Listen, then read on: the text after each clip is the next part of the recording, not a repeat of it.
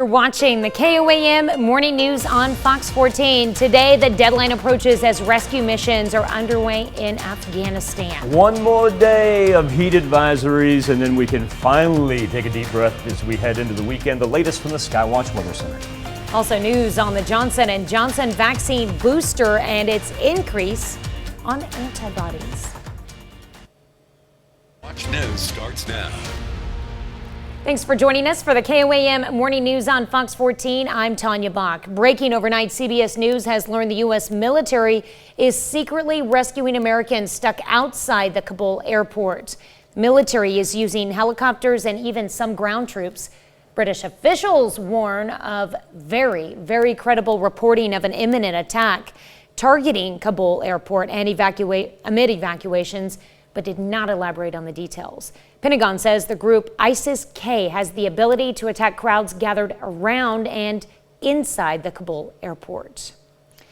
Homeland Security agents charge more than a dozen people suspected of taking part in a criminal enterprise employing undocumented workers in the area.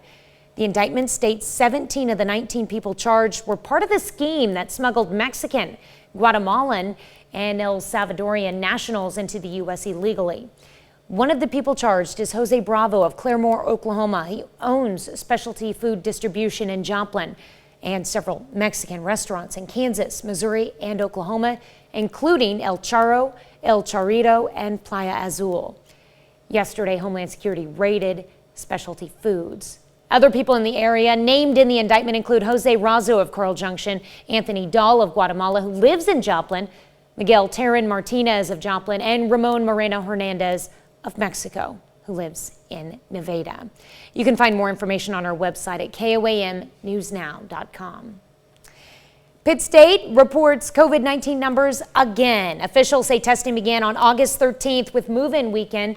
Of the 817 students who moved in, 635 of them met the university's guidelines to not have to be tested. Of the remaining students, 3 tested positive.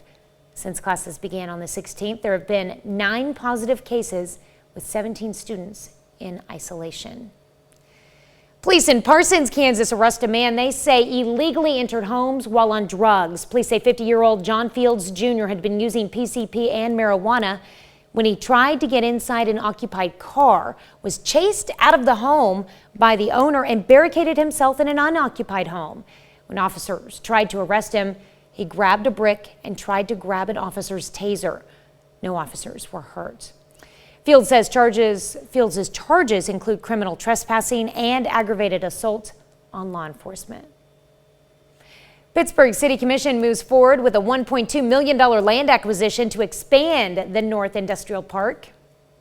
The city will acquire a parcel of land located north of Atkinson Avenue and west of Free King Highway.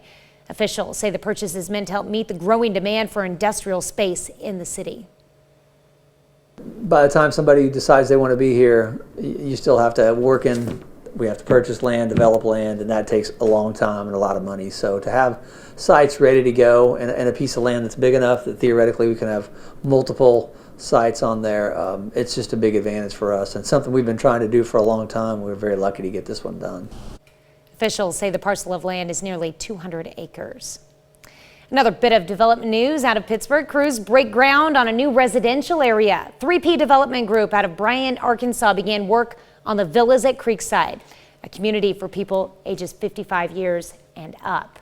When it's finished, it'll include 2 or 3 bedroom villas, 29 of those, and outdoor amenities including bocce ball and pickleball courts, a dog park, and an outdoor gym. We're excited about this project. We like Pittsburgh. We think Pittsburgh is on the verge of really taking off and being a model community for other communities in rural America who are looking to prosper and grow. A $12 million private development will be located south of East 4th Street near Pittsburgh High School. Here's Michael with a look at our hot Thursday. A little bit too hot if you had one of those outdoor gyms. Let's wait until we get a couple weeks under our belt and our temperatures begin to drop down below that dangerous level, because we still have heat advisories for today. Harken back to Monday when the old advisories started. These are temperatures from Joplin Regional Airport. Now, while 95, 94, 95 doesn't seem too bad, remember it's been a feeling about like 103 during the afternoon. And at the airport in Chanute, it's been 98 and 99 degrees. There we are outside of Television City. It's a gorgeous, gorgeous Thursday morning, 76 in Joplin, and the humidity is actually on the rise, up to 82%. Earlier this morning, we were hanging about 75%. So you notice it as soon as you walk outside that it's already feeling pretty muggy. This will be the last day, though, that we have the widespread heat advisories. Certainly, there's a chance that we'll have some remaining through Friday. I'm going to guess mostly on the west and southern portion of the 4 states, but we're already seeing them recede. I got to take Benton County off of there, and as you push through portions of Arkansas right there, all the way down Little Rock, they've actually backed off of those heat advisories. So we know we're headed in the right direction. Remember all the blue, reflectivity, take that off of there, no bigs. Omaha, bigs. Thunderstorm activity for this Thursday morning that stretches all the way through the Dakotas as well. This will be the second consecutive day that they've been locked in either the low, elevated, or high area of the severe thunderstorm risk map. They had multiple storm reports coming out of that yesterday. We'll dive into the tropics here a little bit later, but please know that low pressure system is the beginning of what's going to look like an active September and October. That thing's got an 80% chance of becoming a named storm in the next 48 hours alone. Here in the 4 states, back into the high 70s, feeling like 102, 103. Similar refrain for what we had Monday, Tuesday, and Wednesday. And then finally, looks like we can cancel that alert day on Friday and drop down on the thermometer for Saturday and Sunday. All right, thanks, Michael. Up next, how the Johnson & Johnson booster vaccine is turning out better than doctors expected. And celebrating National Dog Day by making a pet connection. It looks like booster shots will likely be recommended for people who got Johnson & Johnson's COVID vaccine. Company says phase 2 studies show people who received boosters 6 months after the initial dose showed a 9-fold increase in antibodies. That data comes days after the Biden administration recommended booster shots for people who got Pfizer and Moderna's vaccine. About 14 million Americans have been vaccinated with the J&J shot.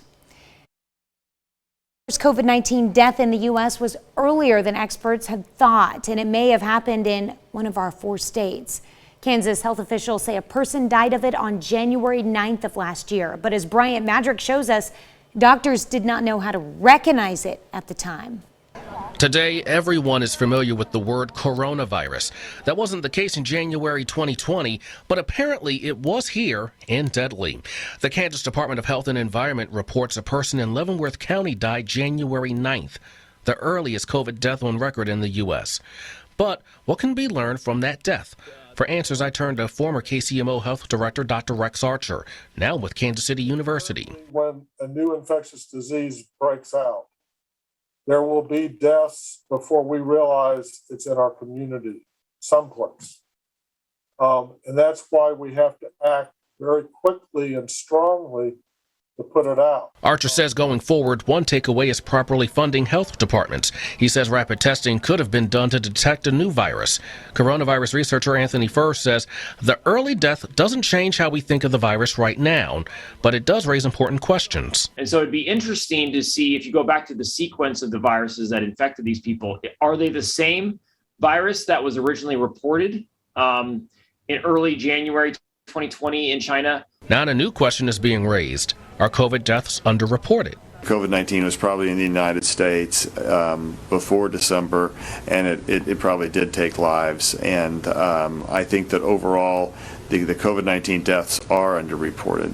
In Wednesday morning's University of Kansas Health System briefing, Dr. Stephen Stites compared COVID-19 to another devastating virus from our past. You know, there are a lot of HIV deaths that didn't get accounted for because we couldn't diagnose this, we didn't want to diagnose it, and we didn't have all the testing available for it. And so now the HIV deaths were probably a lot higher, was probably out there a lot longer than we knew, and I suspect the same is going to be true for COVID-19. Kansas health officials say they reclassified the death based on the person's symptoms. Here's Michael from our Skywatch Weather Center. Second consecutive day that the Daily Almanac shows our record highs from 1983. It was actually 101 yesterday from the same exact year as well. Luckily, we won't get up that high, but We'll get up to about 96, 97 here. Already 76 degrees in Joplin, and the high humidity. Oh, it feels muggy out there. 76 in Chanute, 75 in Carthage, 70 in Miami, and look at the humidity hanging. You just go to the Rockies and you go east, and it's abnormally humid, and that's why we've got the heat advisory for at least one more day. We're not going to be as widespread as what we were here. Clean Skywatch Storm Tracker, all the thunderstorm activity staying in the upper plains, Omaha, north of Omaha, really getting dominated right now. We're going to be on the dry and hot side, and then at least as we head toward the weekend, we're down to the low 90s. We'll be back, celebrate National Dog Day with Jasmine Kyle of the Sck Humane Society next.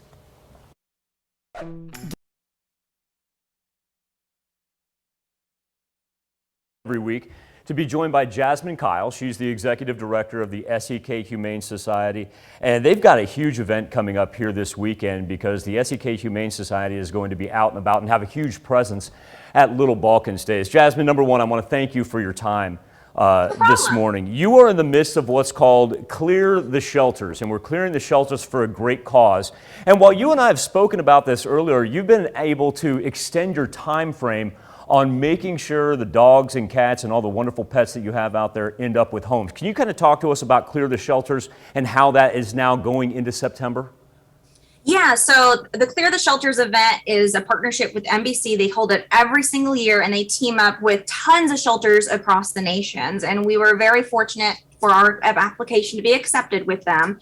So starting actually August 23rd, all the way through September 19th is the event. And during that time frame, shelters go above and beyond to help out and try to remove as many obstacles and barricades as possible to find these fur babies their homes that they absolutely deserve.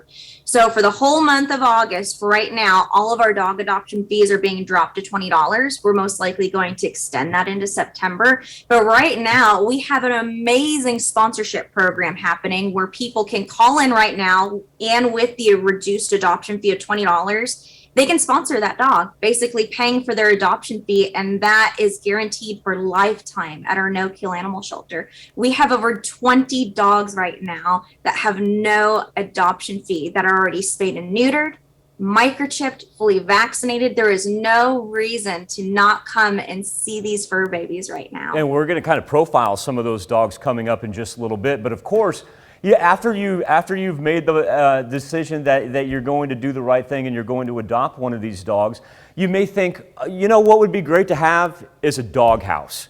And you had some kids at Lakeside Elementary, some kids and some staff, put together an amazing project. I'm going to throw some pictures up here while you're talking about the great talent and how Lakeside was able to help out and what they put together. Kind of explain how that came to be and the end product. Yeah, absolutely. So we are very blessed to have the support from Lakeside Elementary USD 250 here in town. This started a few years ago with a grant that they got, and the kids wanted to help a good cause, which was animals in our area. And that was by doing a type of fundraiser. So these kids will literally have to build little demos of the houses and present them to their teachers. And then at that point, they build the houses from scratch. And as you can see from the photos, I mean, these kids are working with wood, hammer, nails. I mean, they tile the roof, they paint them by hand, and they're beautiful.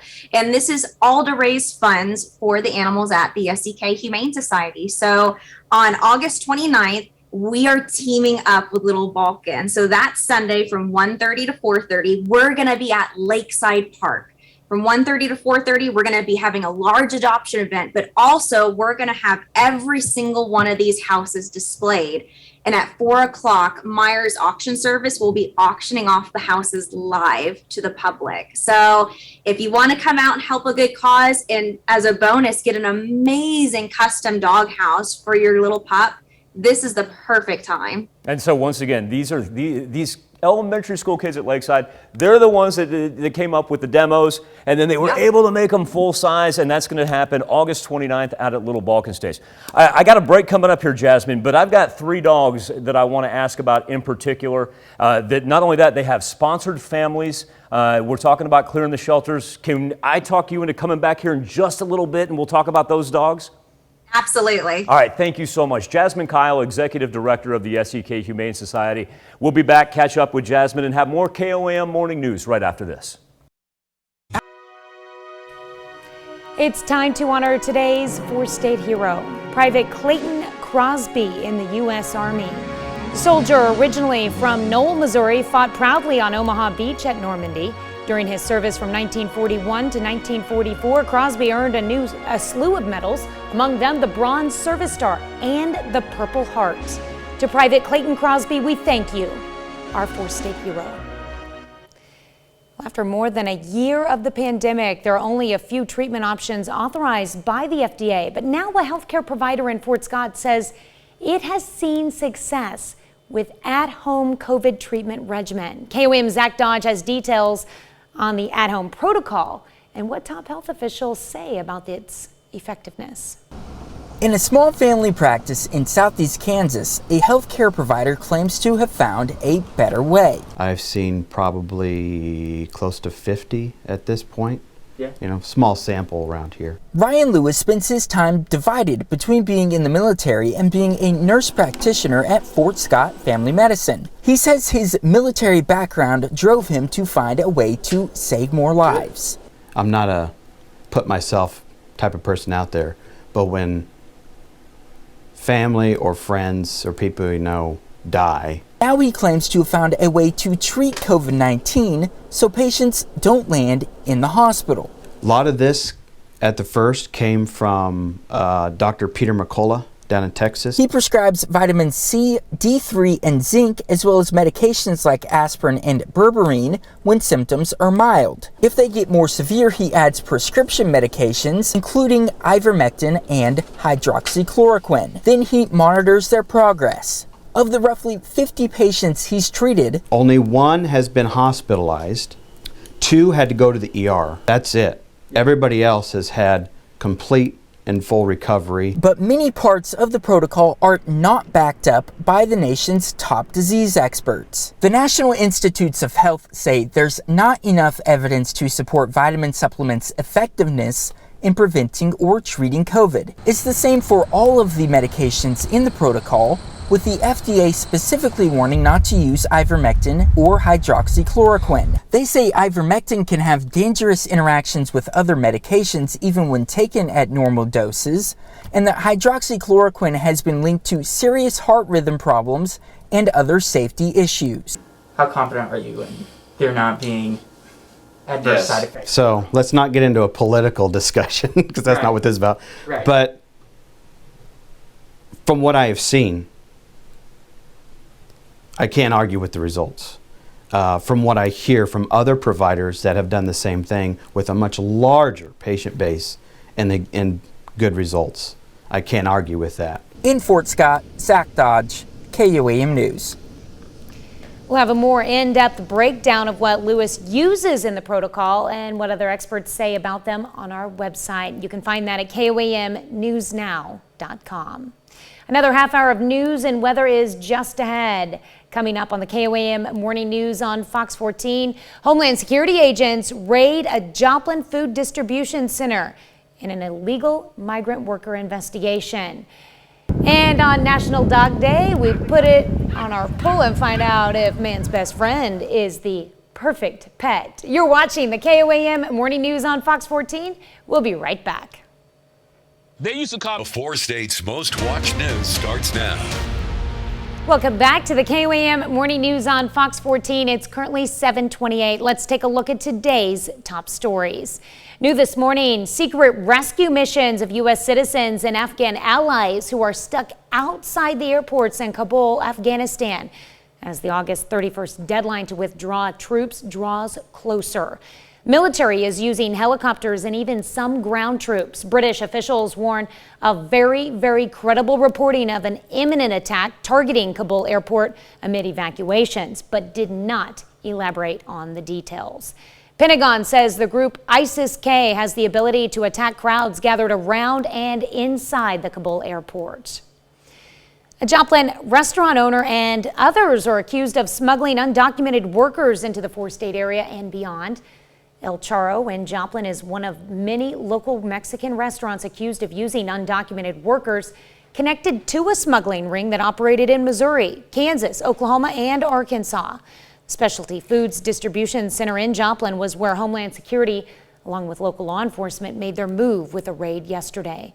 One of the people charged is Jose Bravo of Claremore, Oklahoma, who owns Specialty Foods Distribution in Joplin and several Mexican restaurants, including El Charro, El Charrito, and Playa Azul.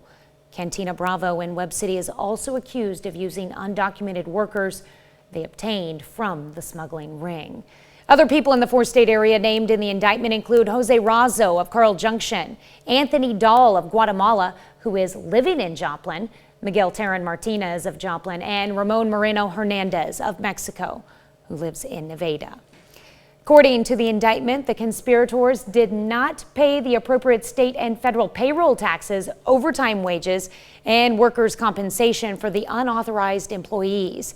You can read more about the indictment involving 45 restaurants in multiple states on KOAMnewsnow.com. Pitt State reports COVID-19 numbers again. Officials say testing began on August 13th with move-in weekend. Of the 817 students who moved in, 635 met the university's guidelines to not have to be tested. Of the remaining students, 3 tested positive. Since classes began on the 16th, there have been 9 positive cases with 17 students in isolation. Pittsburgh City Commission moves forward with a $1.2 million land acquisition. The property would be used to expand the city's North Industrial Park. The city will acquire a parcel of land located north of Atkinson Avenue and west of Free King Highway. Officials say the purchase is meant to help meet the growing demand for industrial space in the city. It starts with job growth. So your community grows because you get people that want to work there and they move there and they need houses, so you build houses. But the first thing is they need jobs. And for us, we're kind of a manufacturing community anyway, so industrial parks are highly critical to us, having those jobs that we can attract more and more people. Officials say the parcel of land is nearly 200 acres. Also in Pittsburgh, crews break ground on a new residential area. 3P Development Group out of Bryant, Arkansas began work on the villas at Creekside, community for people 55 years old and older. When it's finished, it'll include 29 2- or 3-bedroom villas and outdoor amenities, including bocce ball and pickleball courts, a dog park, and an outdoor gym. So this development is unlike anything else that we currently have going on in Pittsburgh. This is a high-end 55 and up community with amenities. A $12 million private development will be south of East 4th Street near Pittsburgh High School. There was also a groundbreaking celebration in Lamar, Missouri. The Barton County Chamber of Commerce has been fundraising to develop a park dedicated to the legendary Old West lawman Wyatt Earp. Earp was born in Illinois but moved his family to Lamar around 1869 when he was 21 years old. During that time, he served as a constable in Lamar. Chamber officials hope the park, which will feature a statue of Earp and his first wife Urilla, will serve as a tourist attraction and community gathering place. And hope to really have a community outdoor concert area where we can have picnics in the park, where we can just do all kinds of things to really show off our history and just how cool our town is and our great rich history. Wyatt Earp Park, which will open in December, will be on the northeast corner of the Lamar Square at 10th Street and Broadway Avenue. Well, it's a sight you may never see again, as a quarter-mile-long stretch of a bean field there just disappeared. What started as a small crack suddenly turned into an earthquake-type slide. It's almost like the bean field took an elevator ride 3 floors down. Geologists believe it's caused by a drop in water levels on the Red River. And I tell you what, we got an updated drought monitor because it is Thursday. That's when NOAA gives us our updated statistics, and so I'll give you an idea exactly where the bustling metropolis of Climax, Minnesota, and its 200 people reside. It's right there on the North Dakota state line. It's not too far away from Grand Forks. As you can tell, they are in that exceptional area of drought. Now, 4 states certainly not looking too bad, and really for the year, we're only about 1.4 inches down from our historical norm. We're not going to get much rain here for the next several days, that is for sure. We remain hot and dry over range line. Well, we're at 76 degrees and the humidity growing. It's supposed to go down when the sun comes up. Our humidity's actually gone up about 12 to 15% from earlier this morning. Temperatures ranging from 70s in Neodesha and Parsons up to 76 in Joplin and Carthage. Miami in at 70 and Pittsburgh in at 73. Gives you an idea if you just push east to the Rockies right now, you're going to run into high morning humidity just about no matter where you are. And of course, we've got our heat advisory lasting for one more day. It's not going to be as widespread as what we've had lately for tomorrow. But I'm not going to be surprised either if we don't have a couple counties included in there on Friday. Just not everybody like we've had essentially since Monday. Skywatch Storm Tracker with the old reflectivity that's being picked up. Other than that, we are on the dry side and keep all that thunderstorm activity up to our north. It's really the last thing that they need, though, as they've been locked in for severe weather for the past 2 days. Look at the severe thunderstorm risk map. Almost mirrors exactly where they were yesterday. And then as we drop into the Atlantic, a low pressure system, this thing's got a real good chance to become a named storm by the time we get through the weekend. Now, as we press into the weekend, got to get through today, but then our temperatures, we are headed in the right direction. It'd be nice if we could pick up some clouds or even a spot of rain, but honestly, any of that green that shows up looks like it'll rain for about 5 to 10 minutes. Get out of here, and 99.9% of the 4 states is going to be dry into Friday. Now, Friday we do back off a little bit, 94, and then Saturday and Sunday, well, we're actually going to close out August in the exact opposite fashion that we closed out July. We get to go downward on the thermometer before looks like the beginning of September. Far right-hand side wants to reemerge and take us back into the mid-90s. We'll be right back. Celebrate a little National Dog Day with Jasmine Kyle of the Sck Humane Society right after this. Welcome back to the KOAM Morning News. Earlier, we were joined by Jasmine Kyle. She's the Executive Director of the Sck Humane Society. And while we talked about the upcoming event where we've got elementary school kids that are building dog houses, it's so tremendous. And remember, that'll be on August the 29th. Jasmine and I kind of ran out of time to talk about the dogs that really we want to find homes for during the Clear the Shelter program that runs, remember, that runs all the way until September. And I'm going to start with one that won my heart right away because I'm a sucker for lab mixes. And so when I saw Betty, Betty was 7 years old in the lab mix, and when I put this picture up here, folks, she's going to steal your heart right away. Jasmine, tell us a little bit about Betty. Yeah, Betty is, when you think of a perfect dog, I mean, Betty is one of our dogs out there that comes to mind. She will always come up to you with the biggest smile on her face and immediately sit in front of her kennel like, all right, I'm the best girl ever. Let's go outside. Let's go on a walk. She is such a fantastic dog. We would love for her to find her home during the Clear the Shelters event. And she's sponsored now, too. She has no adoption fee. She's spayed, microchipped, up to date on vaccinations. The only thing is that she's looking for a home with no other animals. She knows several commands. She knows how to sit on command. She knows how to shake on command. She's great with kids. She's great with other people. If you're an active household in particular that is going to go on walks every night, go on trips to the park, you would never guess that she is 7 years old. She acts like a young 1 to 2 year old dog that is ready to go at a moment notice. That is awesome. And it's sponsored by Melissa Harley, and we're going to come back and talk here a little bit about sponsorships. And speaking of the George family, they were kind enough to sponsor Cooper, who's a boxer mix. Now, before we get to the particulars of Cooper, you've got to explain this profile photo for me. Yes. Oh my goodness. Yeah. So we had a wonderful individual.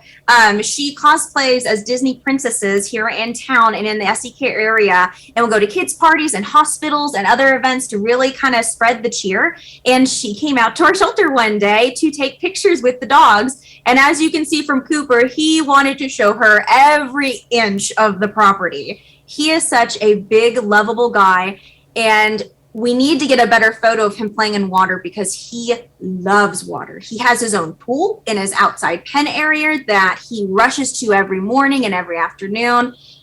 An amazing dog, amazing dog. No, we don't need a better photo because somebody's going to come give Cooper that 7-day foster home to try it out, and they're going to know firsthand that he doesn't need to go anywhere else. They're going to fall in love with him. I want to finish off with Dozer. Dozer's a 1-year-old American Pit Bull, and I could tell by looking with him. Susan Lloyd's sponsoring Dozer, by the way. I could tell by one look. He's got a little energy behind him.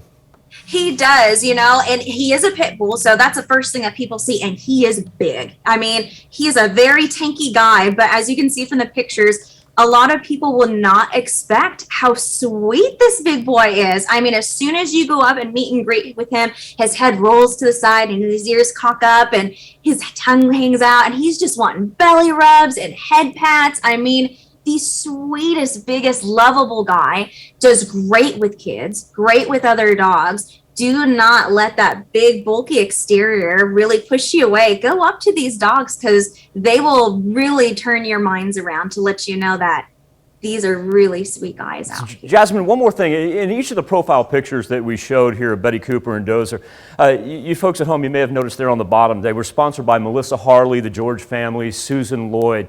Number one, how do we become a sponsor of a dog? And number two, if you can explain a little bit about the week-long foster trial. Yeah, absolutely. So anybody can sponsor at any time. So whether it's during an adoption special, like our Clear the Shelters event, where adoption fees are only $20 right now, or any time of the year, you just got to call us, or you can come into the shelter on weekends when we're open, or we do take payment by card. And as you can see from the pictures, we'll actually, if you're a business, we can attach your logo to it. If it's a family or in memorial of somebody, we can attach the name to that, or you can stay anonymous. That's completely fine.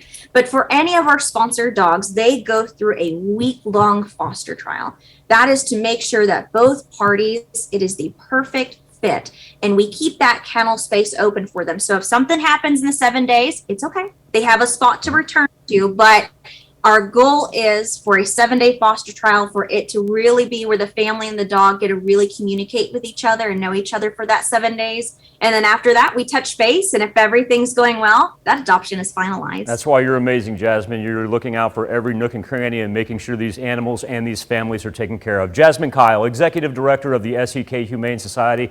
Don't forget, if you missed earlier, Jasmine talking about those homemade dog houses from the kids at Lakeside Elementary, you can catch that interview on KOAMnewsnow.com. The live auction coming up August 29th at Little Balkan States. Jasmine, thank you so much for your time. Catch up with you next week.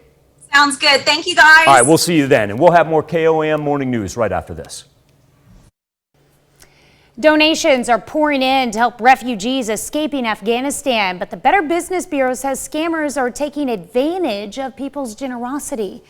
Mandy Gaither shows us how to make sure the charity you're donating to is credible and to make sure your money doesn't fall into the wrong hands. Online scammers taking advantage of people's generosity as tragic events around the world inspire many to donate. We're seeing a lot of American generosity at play in terms of interest in wanting to give to these organizations. The humanitarian crisis in Afghanistan, the aftermath of Haiti's earthquake, and the deadly Tennessee flooding here at home, leading scammers to post fake online pleas and triggering the Better Business Bureau to issue a warning to donors. They sometimes go to crowdfunding sites to give to a particular individual. The problem with that is that crowdfunding sites don't always vet individuals significantly enough. The BBB's Wise Giving Alliance says scammers are using QR codes to trick people into opening malicious links. They may even use the name of a well-known charity that you're familiar with. Recommendation is not to do it. If you want to make a donation to a recognized charity that you know, go directly to the charity's website and make the donation there. Before you donate, the BBB says to be aware of these 3 red flags. 1, watch out for excessive pressure to give on the spot. Legitimate charities will welcome your support anytime. 2, watch out for claims that 100% is going to go to assist victims. Most credible organizations have administrative costs. And 3, charities without an established presence in the country they're serving. Check out the organization before you give. After you've made the donation, it's very difficult, if not impossible, to recover funds once they've been transferred. For Consumer Watch, I'm Mandy Gaither. Wise Giving Alliance has reports on a large number of credible charities at give.org. The BBB says it looks at organizations' governance, results, finances, as well as the accuracy of appeals and their transparency. We'll be right back with more after this, but first let's take a look at the market prices before the opening bell.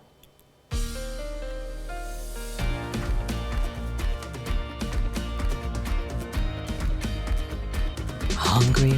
Stuck in between 70 and 76. Not a whole lot of thermometer movement, but we know where we're headed. You can tack on an additional 20 degrees by the time we get to the peak heating hours of 3 to 5 p.m. Already talking about 90s by the noon hour and feeling about like 102 to 103 this afternoon. Not going to be saved by any cloud cover nor rain, but this will be our last day of a heat advisory. We'll back off tomorrow and actually drop into the low 90s for the weekend. We'll be back, wrap up this edition of the KOAM Morning News on Fox 14 right after this. Trying to get to a restaurant before your friends? Oscar Mayer is partnering with Lyft to make its iconic Wienermobile part of a memorable rideshare experience. From Wednesday to Friday, when you order a Lyft XL, the Wienermobile could roll up to get you. The company is deploying the iconic 27-foot hot dogs in New York City, Chicago, Atlanta, and Los Angeles. Riders will get an unforgettable trip featuring music, neon lights, shirts, masks, and weenie whistles. Ain't bad. I'd get in. Man, I wish that would be really awesome if we could do that here. You gotta think, you've always wanted to drive that thing, haven't you? Yeah, it's one of my bucket list things. Why is that? Why do you have a Fascination for the Wienermobile? I don't really know. And it was in town like a couple months ago, and I totally missed out on that. I did not catch up with it in time. How many do they have? Sorry. I got you. How many do they have? I'm not sure, but yeah, it's not on my bucket list to be an employee of Oscar Mayer and drive it on a regular basis. I just want to do it once. I think it's interns, isn't it? Yeah. Yeah. It's kind of get your foot in the door type thing. Well, I mean, if you ever end up interning for Oscar Mayer, I'll take a ride in it.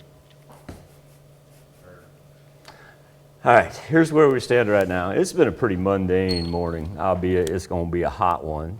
A couple things I did want to point out, though. If you look at where we are temperature-wise, this is at Joplin Regional Airport. This is a little bit deceiving because you say, well, we had heat advisories ever since Monday. We've rolled 95, 94, 95. Is that, was that really worth it? Well, I want to put this into comparison as far as what they had at Martin Johnson Airport in Chanute, because they've been rolling 98s and 99s up in the Chanute area.